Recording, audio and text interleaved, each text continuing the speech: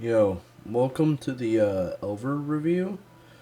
I this one there's a lot to talk about, that's for sure. I just want to start off with saying this review is going to be biased cuz I remember this coming out and just enjoying it so much.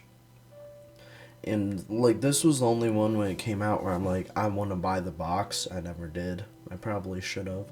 So I want to preface it with this was probably a huge nostalgia factor as I remember going over the horde zone. I remember building there. I remember gathering all the key cards, and you guys might notice that throughout the review I kind of know what I'm doing, like I know where to go. And also I just had a great fucking time because I got a katana and a machine gun in this run. I didn't really. Yes, Annabelle? She wants to be a part of the review. One second, let me give her a pet. But this review was really enjoyable to play, so I'm going to try, since I just haven't played it again, I'm going to play it after I voice this over. But, so I'm going to try to keep it unbiased and just listen to the footage, rewatch the footage. It was nearly an hour, but I've rewatched it, and just talk about it objectively.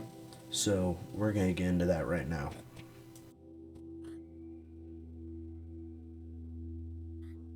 Let's go into sound design as always. This actually had some ambient sounds. I think ambient music, unless it recorded background music off my computer, which is entirely possible, but I don't think it did. So there was some ambient sounds and ambient music.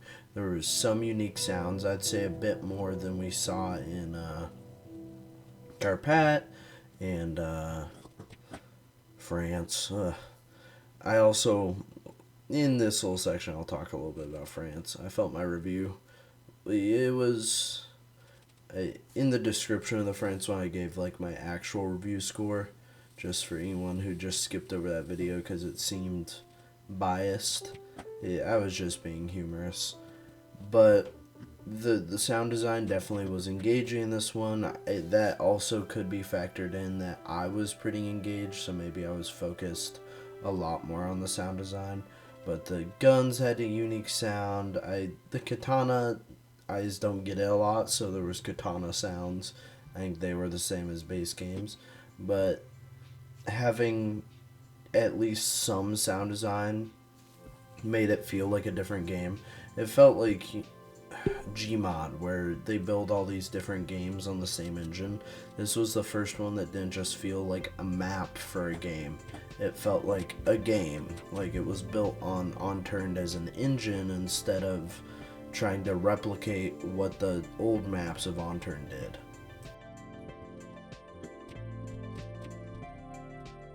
Okay, let's do this again. Last time I smacked the shit out of my microphone while gesturing. I need to stop talking with my hands when I'm not talking to anyone.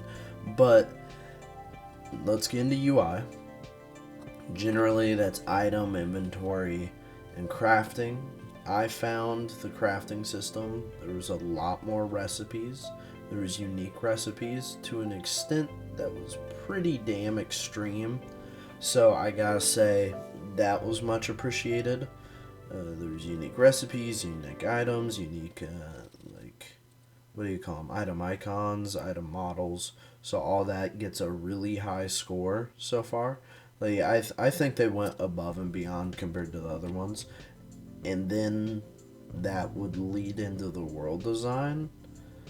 But before I get into that, I think they redid ammo boxes. They redid a lot of stuff, which, coming off of playing the maps I've played so far, felt very intuitive. And I've played good maps. Like I played Greece. I played some, the base game ones, which I fucking love. And this one just felt different. There was a lot of unique modeling. There was a lot of unique items that had unique inventory space. The recipes and everything. It was different game systems built on the same concepts, and that's the same thing with the world.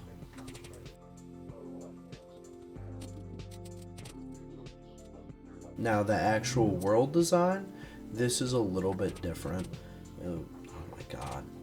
Yeah, if you guys hear clanging, I think some fucking construction just started or something, and I'm not redoing this take, so there might be a bit of background noise. But the world design. Now, generally, I divide this into sections, so that's what I'm gonna do. So let's go into like item design. All the items felt like they fit. The actual world design, every area has a very unique purpose.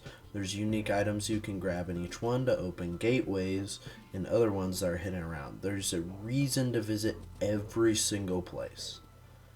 And that is explicitly stated when I first started playing. That's what, like, the post about this when it first came out said.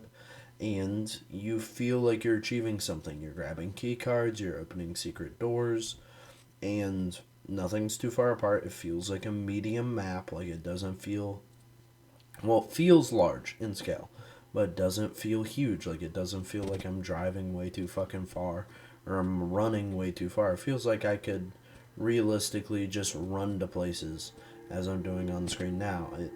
That is great.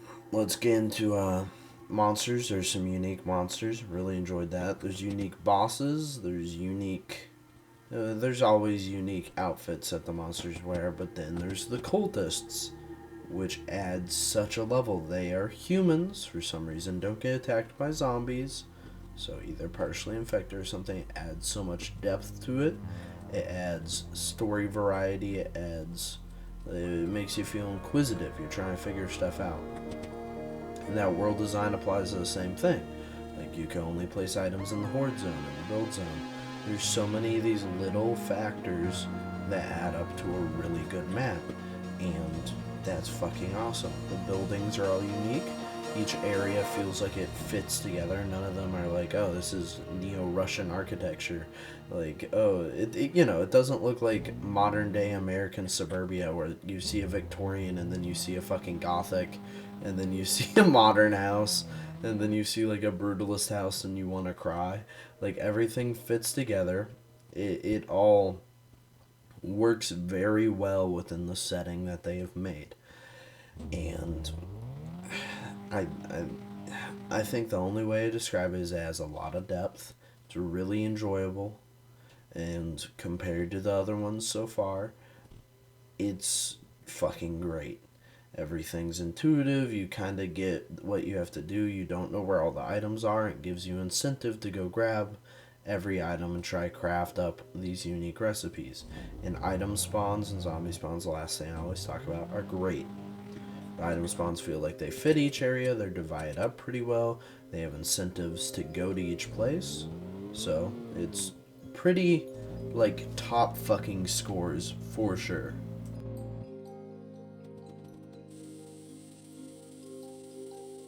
Let's get into that final little something, the final review. Overall score, I lied. I've started playing it again during the voice recording. Watching the footage, I just couldn't hold back. It's going to be a high-ass score. And I don't think it's going to change by the time I post this and it goes in the description, but if it does, I'll let you know. It's like a strong 9. All those factors combined, it has no weak factors. I think the only weak thing was I didn't play it with other players, and that I'm not the best at playing. That's not at all weak. It does everything that it sets out to do. It feels unique. It feels, I don't know how to explain it. It's the first one, I've said 100 times, it's the first one that feels like its own game. It feels like it just used it as an engine. And you know what? That's great. I fucking love it. It was a good ass... Okay, I'm a little idiot. I just crashed that fucking plane. It's a good ass one. It's one of... It's definitely above. I don't say this, and I won't say this except for one other map. It's above the base game maps. It is. It's so fucking good. And I haven't even gone into like the quarantine areas, the underground where you need the gas mask, some of the unique items that have really unique functions. There's just so much to get into, and that's why it's a great fucking map. It doesn't feel like a map, it feels like a game. Like if I saw Elver on the store, I'd buy it. Like Elver based on Unturned. It makes it feel like Unturned is a game engine. And that's what I really love to see from maps. And on that note, I hope you guys have a great rest of your day or whenever you're watching this. Hope you guys come back for more. If not, I hope you enjoyed your time here. And I hope to see you guys again next time. Yet again, that subscriber special, yeah, I keep having to move up the fucking milestone, so I just need to get done and get upload. So it will for sure probably come out before this. I just want to say thank you guys. This hobby, it feels like more than a hobby. I gotta thank you guys. It means the world to me that you guys make this feel like I'm not wasting time, outside of work, and I get to have this play and I get to relax. And I have people put me down for it, but I love it, dude. And making it feel like not a hobby means the world to me. So thank you.